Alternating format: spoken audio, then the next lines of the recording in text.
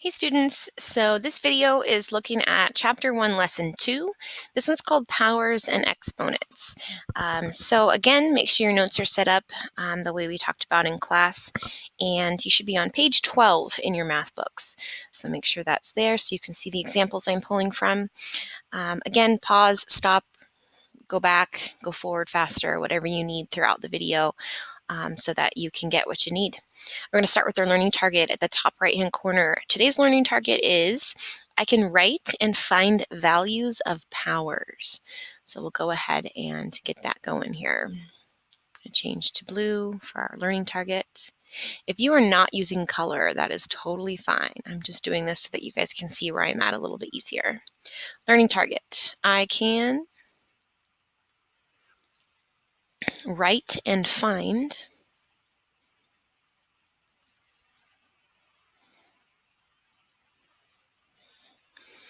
values of powers.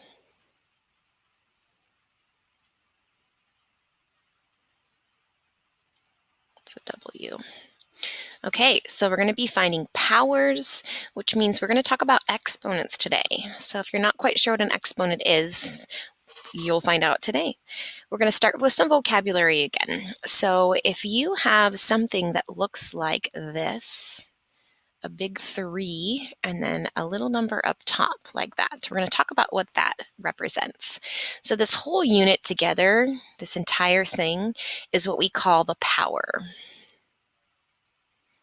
So the way we would say this is 3 to the 4th power. So it is a power. And it means something very specific with multiplication. A couple vocabulary words. The big number on the bottom is called the base.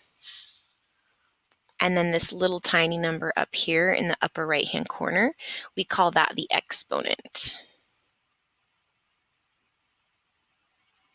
So we have a base and an exponent inside of a power. So what does 3 to the 4th power actually mean? So 3 to the 4th power means that we are going to be multiplying 3 4 different times. It does not mean 3 times 4. That's the biggest mistake kids will make. So what it does mean is 3 times 3 times 3 times 3. So we have 1, 2, 3, 4 of them. So this is 3 to the 4th power. So if I multiplied 3 times 3, take that answer times 3 more, take that answer times 3 more, that would give me my final answer to this power. And over here in quotes, we'll go ahead and write out in words how to say it, because some kids say 3 with a little 4.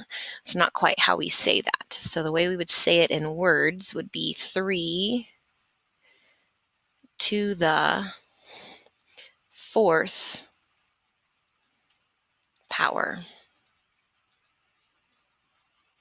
And that's how we would say it.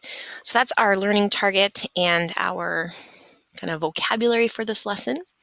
We'll go ahead and get to our examples of what we're going to do with this as we go throughout here. So I'm looking at page 12.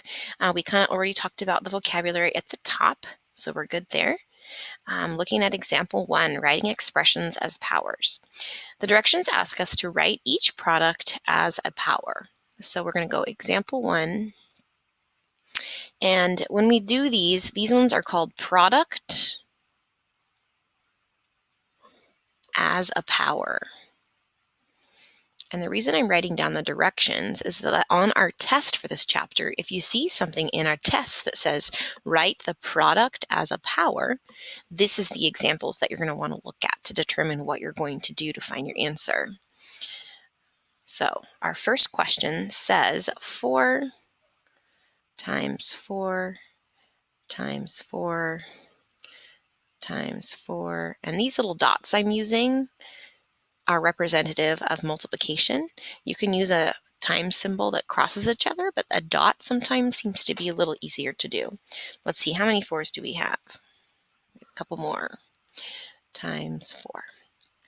So this is our first example. So we have it drawn out kind of like this part up here. So what they want us to do is take it from this back to this where you have a base and an exponent. So remember that the base, the big number, is what you're seeing in a row. So in this one, we're seeing a 4, so we're going to put a big 4. And then this little number up here is how many of them we have in the row.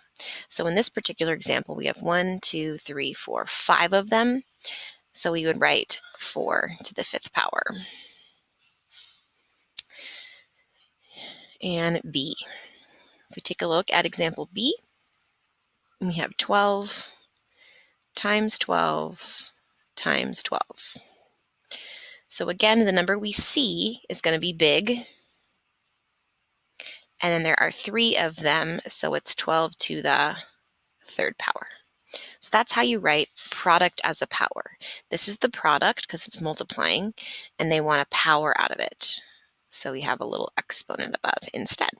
So on these examples, you're not actually figuring out what is 4 times 4 times 4 times 4 times 4 equal. That's not what we're doing. We're trying to write it in a more simple way. So that's example 1. If you'd like to look at page 12 and try the on your own questions, there are 2 of them right underneath example 1. So pause the video if you'd like to try them real quick, and I will see the answers here in just a second. So if you try them out, number 1 should be 6 to the 6th power, and number 2 should be 15 to the 4th power. Let's move on to example 2.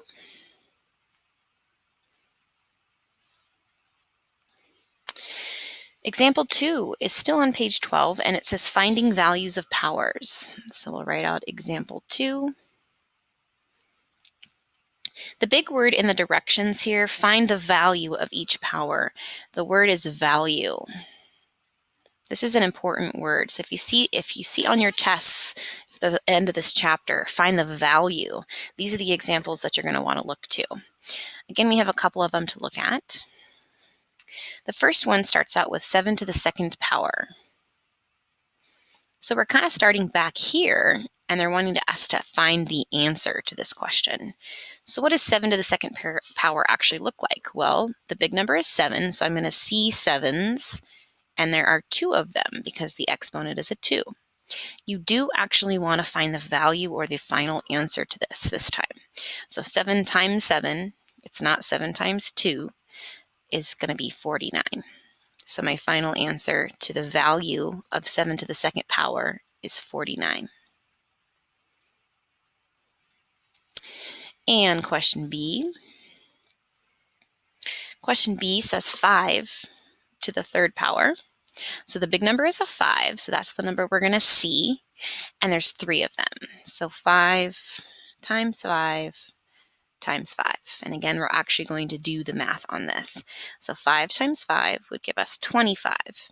25 times 5 more would be 125. Common mistake kids will make is shout out 15, but that would be 5 times 3, not 5 times 5 times 5. When you're dealing with powers and exponents here, you know your numbers are going to go bigger really quick. So that's example 2. We're going to go ahead and look at page 13 now, and they're introducing to us a new vocabulary word at the top of page 13. So I'm going to go back to blue. Blue is going to be my standard color when we're doing learning targets or when we're doing vocabulary. So the vocabulary word at the top is called a perfect square.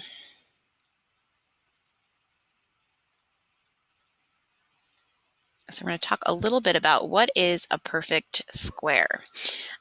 So it says the square of a whole number is a perfect square.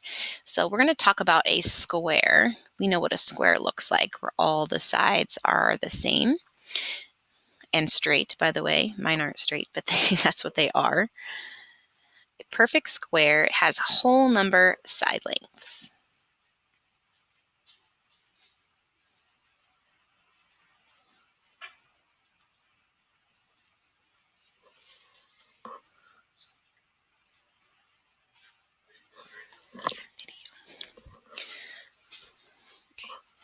So a perfect square is For example, this square here, if we look at my grid, I have 1, 2, 3, 4, 5 by 5. If this side has 5 squares and this side has 5 little mini squares, 5 times 5 would be 25. So if 25 is how many little boxes I have in the middle, 5 times 5, those are whole number side lengths. So whole number side lengths. So this 25 is a perfect square. Another number, for example, would be 9. 9 is a perfect square because there are two numbers multiplied by themselves to get you to 9, and they are 3 times 3. So 3 times 3 gives us 9. 5 times 5 gives us 25. You can probably think of a few more just off the top of your head. Let's go ahead and get into some examples with these ones. And we'll try out red for this one. So we're still looking at page 13. We're looking at example 3.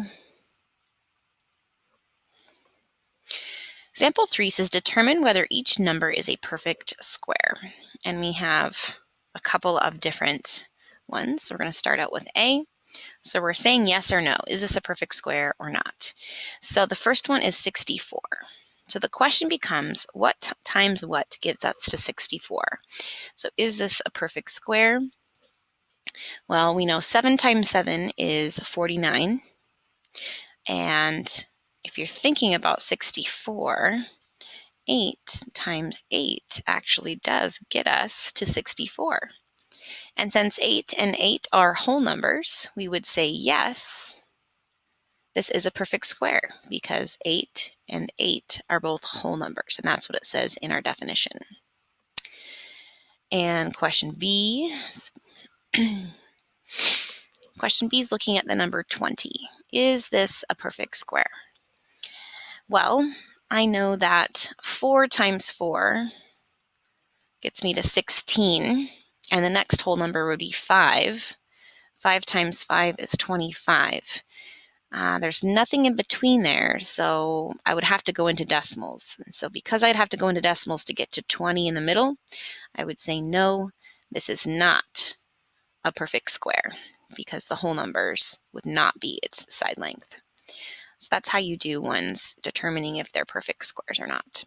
If you'd like to pause and go ahead and try it on your own, there's quite a few of them, 3 through 10. So pause now before I give you the answers. Okay, the answer, number 3, 6 to the third power is 216. Number 4, 9 to the second power is 81. Number 5, 3 to the fourth power is 81. Number 6, 18 to the second power is 324. The last set says determine whether the number is a perfect square. 25 is a perfect square. Number 8, 2 is not a perfect square. Number 9, 99 is not a perfect square. And number 10, 100 is a perfect square. Okay, we have one more example to go. So let's go ahead and switch colors. Whoops. I'll try this one. This is going to be example 4. Whoops, there we are. This is a real life application, so taking this kind of to the real world. Looking at page 13, it says a Monopoly game board is a square with side length of 20 inches. What is the area of the game board? So let's make a quick sketch of this game board. They say the game board is a square and the side is 20 inches. So if that side is 20 inches, I know that all the sides are 20 inches. So that's my game board. What we do here, if we want to try and find the area of this, is area equals length times width. The length and width are the same, so what we would do here is figure out what 20 to the second power is, because there's 2 of them. So that would be 20 times 20. If I did multiply 20 times 20, I would get 400, and that would be my inside area of the square. And this is in inches, so because it's a real life problem, we probably want to label it inches, and then you put a little squared over it when you're dealing with area. So the Monopoly board area would be 400 inches squared. There is one more on your own on page 13 at the bottom. Go ahead and try that one out and pause the video if you'd like. Okay, so number 11 is 576 inches squared. And then they also wanted it in square feet. So if you converted that into square feet, 576 inches would be the equivalent of 4 feet squared. If you took 24 inches and 24 inches and made it feet, that would be 2 feet by 2 feet. So 2 times 2 is 4 feet. So when you're trying to find the different measurements, make sure you always convert first before you do your multiplication. Okay, that's the end of our second video. If you'd like to look at pages 14, 15, those are the 2 practice pages that we'll be looking at and that we'll be pulling some practice problems from. So any practice problems that we do not actually look at together in class or for our practice assignment, you can do as extra practice at home. Hope that you enjoyed your second video.